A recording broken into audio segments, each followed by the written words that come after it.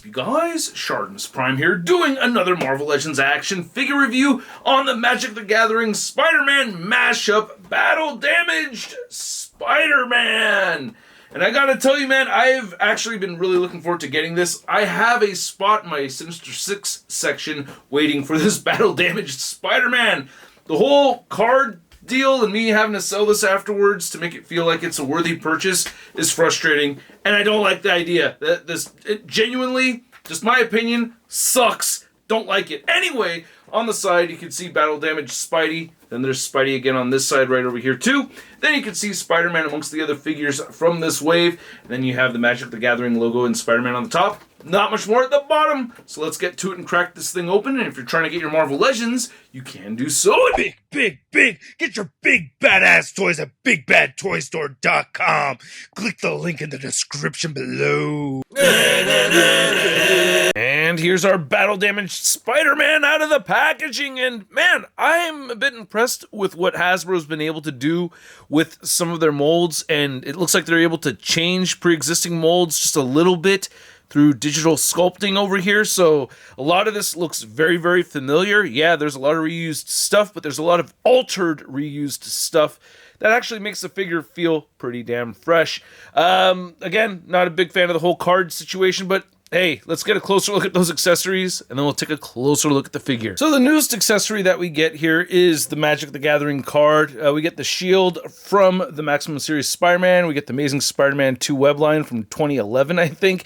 And then you have a set of fist hands, flipping hands, and wide open hands. Nothing really new or interesting to say about these. I am glad that we have all three even sets, so that makes me happy. The web line looks the same as it always has. Not the biggest fan of it. I prefer bendy wire. The shield is cool. It's just not as painted as the Maximum Series version, where, you know, if you're going to pick one to get painted, yeah, I'd rather it be the Maximum Series version. And then here's the card, which I'm going to, I guess, I don't know if I should sell it on Whatnot or eBay. Probably put this up on eBay. I've had a pretty decent time selling stuff on eBay when it comes to Magic the Gathering stuff. But yeah, there it is. I recommend keeping it in the plastic bag that it comes in. Don't open it. Take care of it. Sell it or use it. You know, if you play Magic, then the few Magic the Gathering players and Marvel Legends collectors are going to have a great time with this, but I'm sure it's a small percentage. So I'm very happy that we got two head sculpts with this figure, and I love the paint applications on this unmasked Peter head. They did alter the sculpt over here, so it's not the same exact thing as the Renew Your Vows Peter head or the 2-pack Peter head with Mary Jane. You can see what they've done to the eye over here. It's all puffy. Nice paint applications on there. You get some scratches. I really like this a lot. The lip has got a little bit of a cut on there, or it could be a little bit of a herp, I don't know. But regardless, it looks really good. It looks painful. Those scratches, no, those are painted on. The hair is perfectly fine, though. Hair is intact. He's going to look good for MJ, except for a couple of cuts and scrapes. But here's the masked head, and this looks really good, too. I like what they've done here. You can see some face underneath right there. And then you can see the hair popping out over the top right over here. So that looks pretty dope. You can see this is based off of the Renew Your Vows body mold. And they've done a whole bunch of different stuff to it. You can see right here, even the butterfly joint.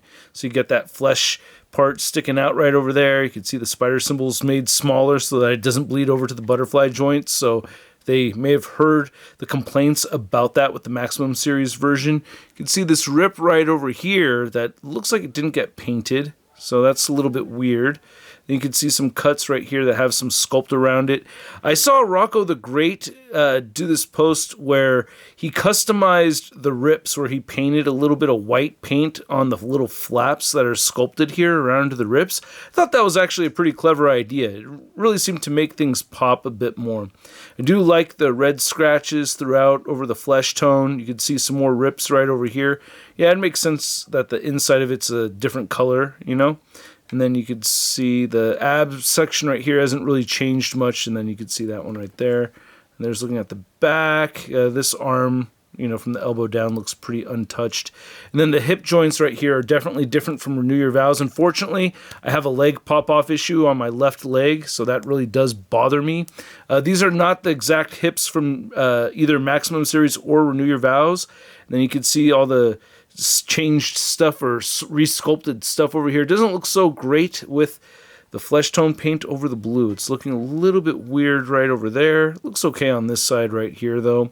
And then you have some more rips and everything on the calf. I do like that part of it, I gotta say.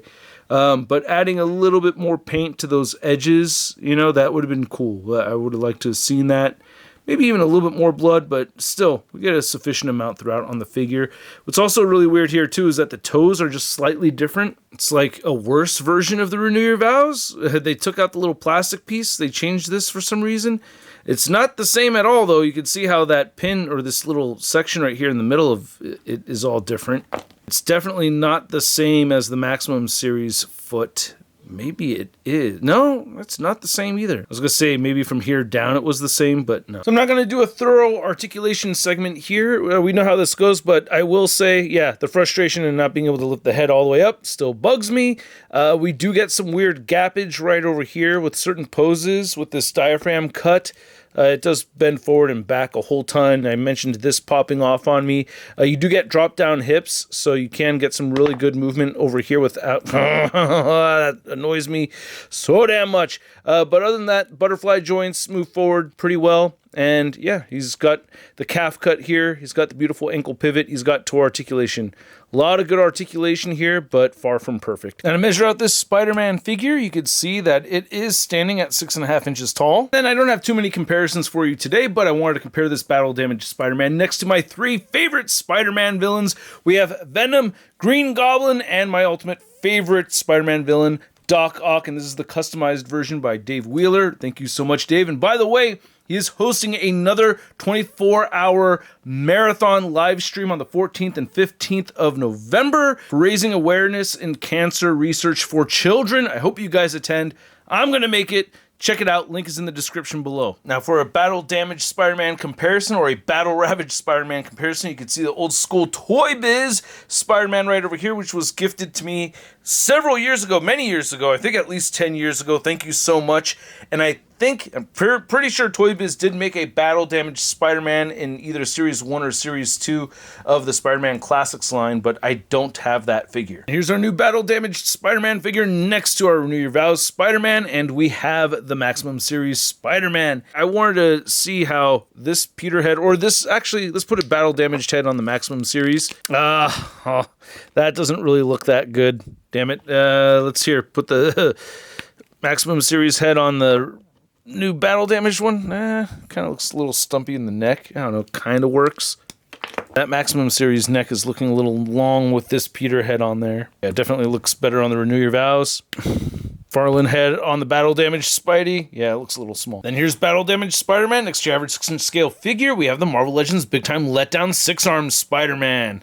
Whew, finally I can take a break a little bit, you know. You'll get the punishment this time instead of good old...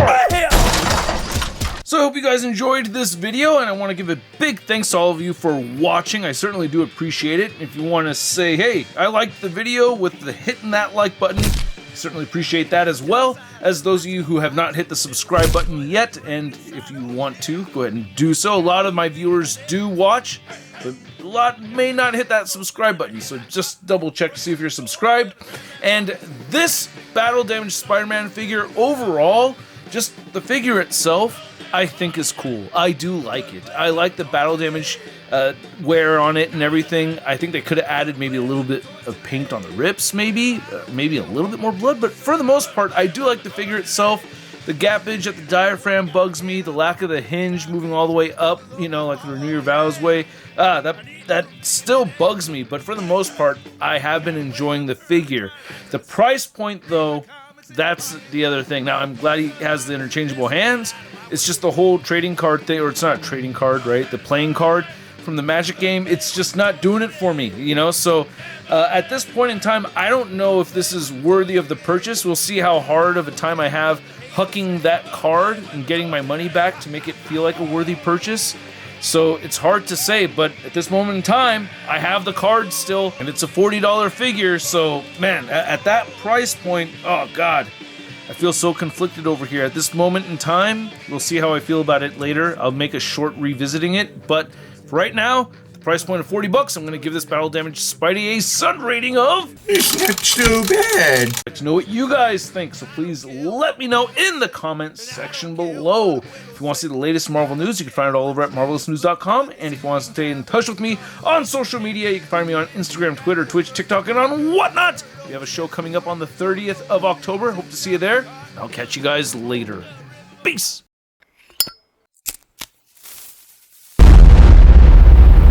That's crispy.